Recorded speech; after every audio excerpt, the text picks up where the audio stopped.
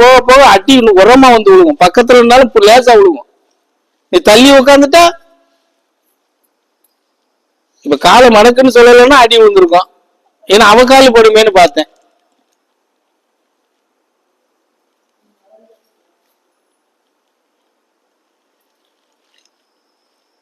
உன் பிரச்சனையை தீர்த்துக்கிறதுக்கு உன் இதுல நிக்கிறதுக்கு நான் முக்கி முக்கி கத்திக்கிட்டு இருந்தா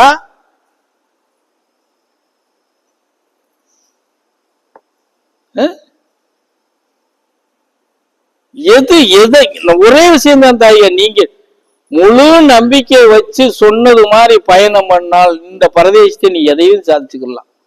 இதுல மாற்று கருத்தே கிடையாது. ஏன் அதை உங்களால செய்ய மாட்டேங்கிறீங்க? அது ஏன் உங்களுக்கு வரமாட்டேக்கு? 25,000 வச்சே இவர் பண்ணிக்கிட்டு இருக்காருன்னு நினைக்கிறீங்க. அது யாரோட குறைபாடு? உங்களோட குறைபாடு.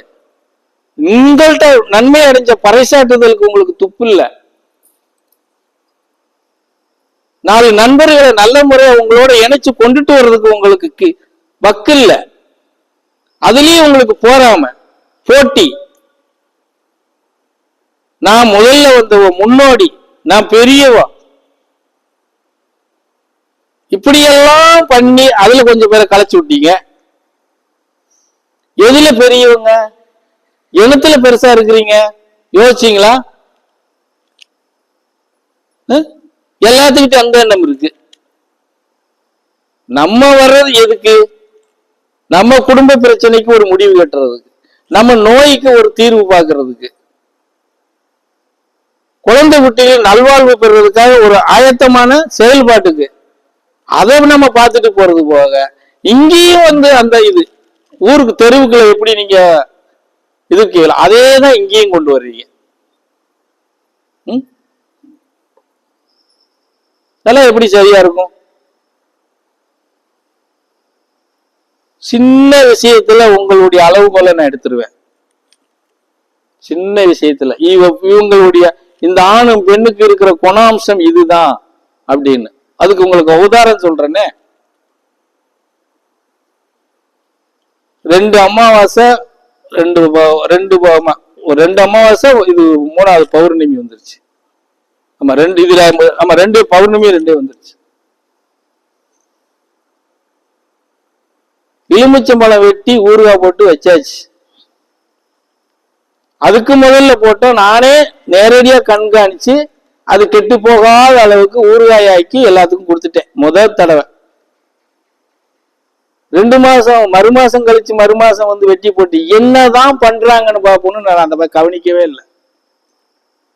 அடுத்து வெட்டி போட்ட காயில பாதி காய் அள்ளி வெளியே போட்டாச்சு. அப்ப நீங்க எப்படி இருக்கிறீங்க யோசிச்சு பாருங்க. எல்லாரும் வந்து போய்கிட்டு தான் இருக்கீங்க.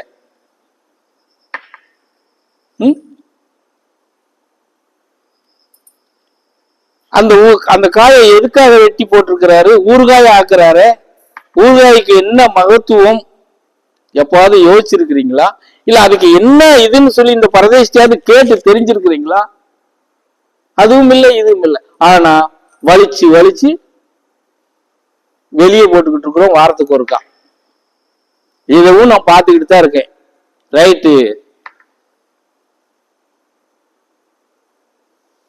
அப்ப நீங்க எப்படி உங்க குடும்பத்துல நீங்க அப்ப கவனிச்சிருப்பீங்க? உங்க குடும்பத்தினுடைய சூழ்நிலையை நீங்க எப்படி கொண்டு வந்து சேர்ப்பீங்க? நீங்க எந்த இடத்துல இருந்து நீங்க மேன்மை அடைவீங்க?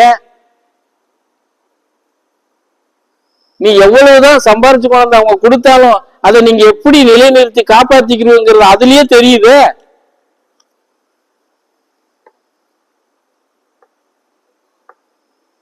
ஒவ்வொரு அசைவிலையும் ஒரு கணக்கு போடுறவங்க நாங்க. சொல்லு பாப்போம். சரி, அள்ளி போட்டீங்க. ஏற்கனவே 2-3 பேர்த்துல நானும் திட்டேன். அந்த விஷயத்தை சோபாட்டு சொல்லி சோபாவும் 2-3 பேர்த்துல திட்டா. நேத்து வந்து உக்காந்தீங்க. நேத்தாவது பகல்லையாது சாமி இதை இப்படி பண்ணிட்டோம், இருக்கிறதவாது ஏதாவது ஒண்ணு பண்ணணும். யாருக்காவது வந்துச்சா அந்த மைண்டு? இது வரைக்கும் இல்ல. அப்போ உங்களுடைய வாழ்வாதாரத்திலையும் உங்க மனநிலையிலையும் நீங்க பயணம் பண்றதுலையும் எந்த நிலைப்பாட்டுல நீங்க இருக்கிறீங்கன்னு அங்கேயே வெளிச்சத்துக்கு வந்துருச்சா? அப்புறம் நீங்க எப்படி வெளியில பறைசாட்டுவீங்க? தனக்கு நடந்த விஷயத்த 4 பேருக்கு பெருந்தன்மையோட எப்படி நீங்க வெளிப்படுத்துவீங்க? அப்ப அங்கேயே நம்ம எண்ணம் தப்பா தானே இருக்கு. நம்ம நன்மை அடைஞ்சதை இன்னும் சிலருக்கு நன்மை அடையணும், அவங்களும் எப்படியாவது நம்மளோட சேர்க்கை சேர்த்து கொண்டு வரணுங்கிற எண்ணம் நம்ம கிட்ட இருந்தா அந்த பறைசாட்டுதல் நடக்கும் இல்லையா?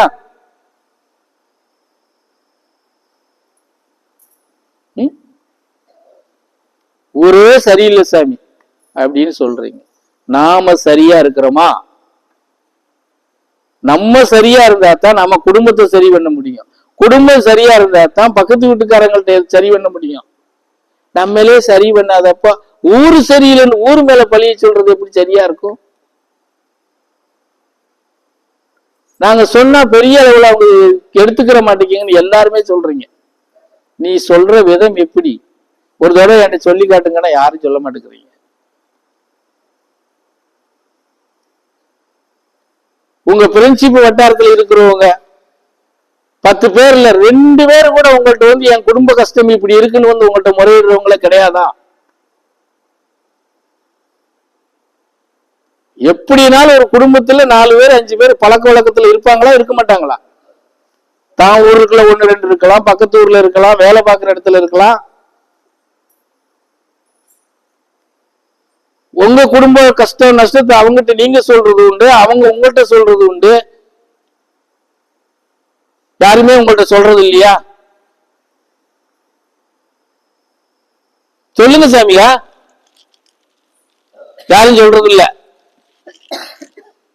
எதுக்குமே வாய் திறக்காதீங்க.